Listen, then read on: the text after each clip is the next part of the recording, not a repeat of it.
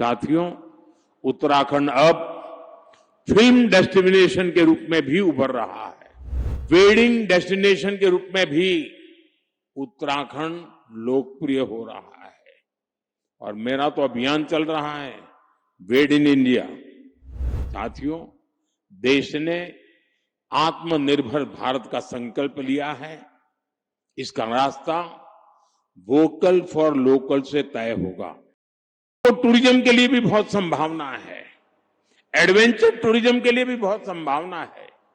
देश भर के नौजवानों के लिए यह आकर्षण का केंद्र बन सकता है। साथियों, उत्तराखंड अब फिल्म डेस्टिनेशन के रूप में भी उभर रहा है। राज्य की नई फिल्म नीति से शूटिंग करना और आसान हो गया है। वेडिंग डेस्टिनेशन के रूप में भी उत्तराखंड लोकप्रिय हो रहा है। और मेरा तो अभियान चल रहा है वेड in India. Wade in India के लिए उत्तराखंड को अपने यहां उसी आलीशान स्तर की सुविधाएं विकसित करनी चाहिए। और इसके लिए 5-7 बड़ी डेस्टिनेशन को तय करके उन्हें विकसित किया जा सकता है। साथियों, देश ने आत्मनिर्भर भारत का संकल्प लिया है। इसका रास्ता वोकल फॉर लोकल से तय होगा। उत्तराखंड इस विजन को हमेशा से जीता आया है। स्थानीय उत्पाद से लगाव, उनका उपयोग, उनको अपने जीवन का हिस्सा बना लेना, ये यहां की परंपरा का अभिन्न हिस्सा है। मुझे खुशी है कि उत्तराखंड सरकार ने वोकल फॉर लोकल अभियान को तेज गति दी है। इस अभियान के बाद उत्तराखंड के 15 कृषि उत्पादों को जीआई टैग मिला है। यहां के बेडू फल और बद्री गाय के घी को हाल के दिनों में जीआई टैग मिलना सचमुच में बहुत गौरव की बात है। बद्री गाय का घी पहाड़ के हर घर की शान है। अब बेडू पहाड़ के गांवों से निकलकर बाहर के बाजारों तक पहुंच रहा है। इससे बने उत्पादों पर अब जीआई टैग लगा होगा। वो उत्पाद जहां भी जाएगा अपने साथ उत्तराखंड की पहचान भी लेकर जाएगा।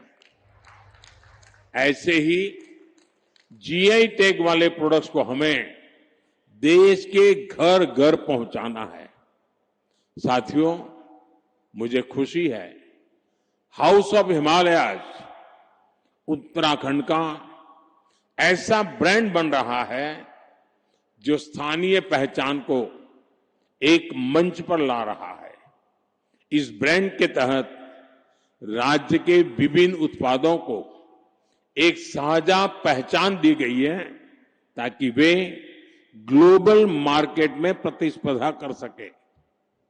राज्य के कई उत्पाद अब डिजिटल प्लेटफॉर्म पर उपलब्ध है। इससे ग्राहकों को तक उनकी सीधी पहुंच बनी है और किसानों, कारीगरों और छोटे उद्यमियों के लिए एक नया बाजार खुला है। हाउस ऑफ हिमालयाज की ब्रांडिंग के लिए भी आपको नई ऊर्जा के साथ जुटना है। मैं समझता हूं इन ब्रांड के प्रोडक्ट्स के डिलीवरी मैकेनिज्म पर भी हमें लगातार काम करना होगा। साथियों, आप जानते हैं कि उत्तराखंड की अब तक की विकास यात्रा में कई रुकावटें आई हैं, लेकिन भाजपा की मजबूत सरकार ने हर बार उन बाधाओं को पार किया और ये सुनिश्चित किया है कि विकास की गति पर ब्रेक न लगे।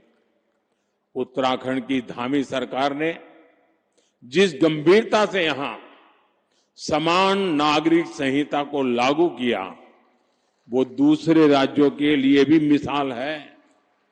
राज्य सरकार ने धर्मांतरण विरोधी कानून और दंगा नियंत्रण कानून जैसे राष्ट्रहित से जुड़े विषयों पर साहसिक नीति अपनाई। प्रदेश में तेजी से उभर रहे जमीन कब्जाने और डेमोग्राफी में बदलाव जैसे संवेदनशील मुद्दे पर भी भाजपा सरकार ठोस कार्रवाई कर रही है। आपदा प्रबंधन के क्षेत्र में उत्तराखंड सरकार ने तेजी और संवेदनशीलता के साथ काम करते हुए जनता की हर संभव मदद का प्रयास किया है।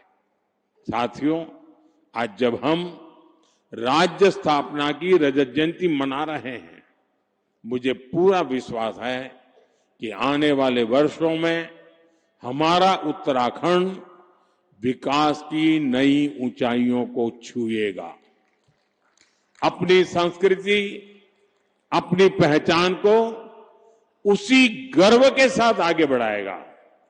मैं एक बार फिर उत्तराखंड के सभी निवासियों को रजत जयंती समारोह की हार्दिक शुभकामनाएं देता हूं और मैं आपसे अपेक्षा करता हूं कि अभी से 25 साल के बाद जब देश आजादी के 100 साल मनाता होगा, तब उत्तराखंड किस ऊंचाई पर होगा, ये लक्ष्य अभी से तय कर लेना चाहिए, रास्ता चुन लेना चाहिए और इंतजार किए बिना चल पड़ना चाहिए। मैं आपको ये भी भरोसा देता हूं कि भारत सरकार हमेशा उत्तराखंड सरकार के साथ खड़ी है। आपको हर कदम पर सहयोग देने को हम तत्पर हैं। मैं उत्तराखंड के हर परिवार, हर नागरिक के सुख, समृद्धि और उज्जवल भविष्य की कामना करता हूं। आप सबका बहुत बहुत धन्यवाद। भारत माता की, भारत माता की। वंदे मातरम का 150वां वर्ष है। मेरे साथ बोले वंदे वंदे वंदे।